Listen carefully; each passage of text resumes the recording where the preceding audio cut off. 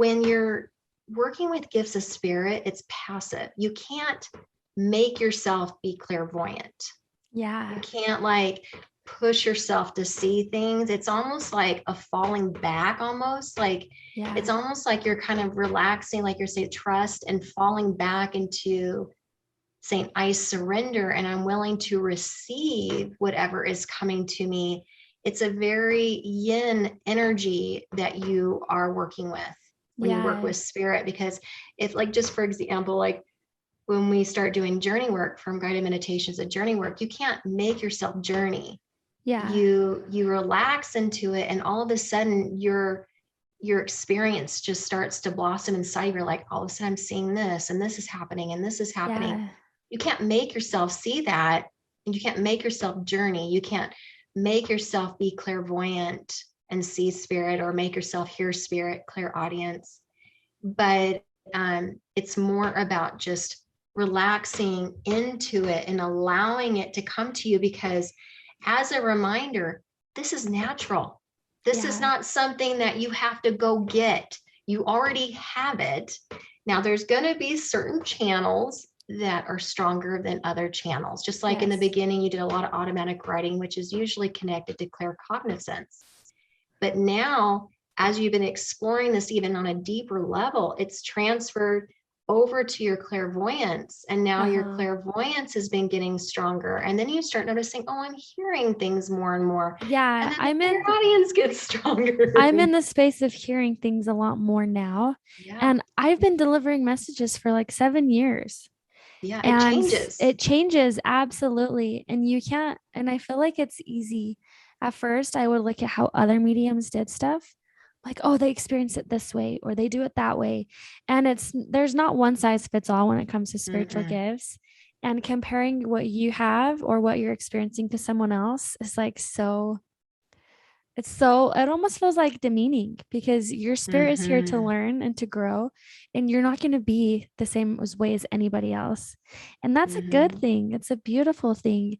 Like, even for sessions, like, I never smell things. Like, I just don't have a good sense of smell in general. And the only time I've ever had anything come forward with smell was when I was connecting to a mom who lost her son. And he was talking about his dad. And then all of a sudden I smell Arby fries. And that was like the one thing that they would go do together, was go get Arby's fries. And I've never experienced anything since then with smell. But then I talked to other people and like, oh, I smell things all of the time. And instead of being like, pretty dominant one for me as well. And I like, that's like never. But that's knowing the that thing is, you can have all the senses you have in a physical body are in spirit form too. So, and a lot of times when we're working with people, you know, they don't realize that, like, even with the journeys, like over time, like you'll have dominant ones, but if you keep practicing, all of those channels are going to open up. So when you're on a journey, you'll see it, feel it, taste it, you know, smell it. You'll have this more full experience, because those channels you've been working out just like a muscle, and they start to strengthen. But like what you were saying is, people are sometimes shocked, even with the ones that they know that are very dominant, and people who are really connected to gifts of spirit, like you are as a medium. And they're like, gosh, I did it this way. And all of a sudden it changed. And I remember just switched. And it's like, the more we practice trusting our intuition, the more profound it's going to get. But it's just starting somewhere and just moving forward, because it's all about growth. And really, it starts with trusting yourself. And I think the healing process starts there. And like I said, going back to the witch wound, there's been this mistrust that has been established for your own truth, for yourself, trusting yourself. And then also, I noticed, like, even women with women and relationships, and there is this fear of, and I think it's because we were all so collectively wounded, and we were in survival mode.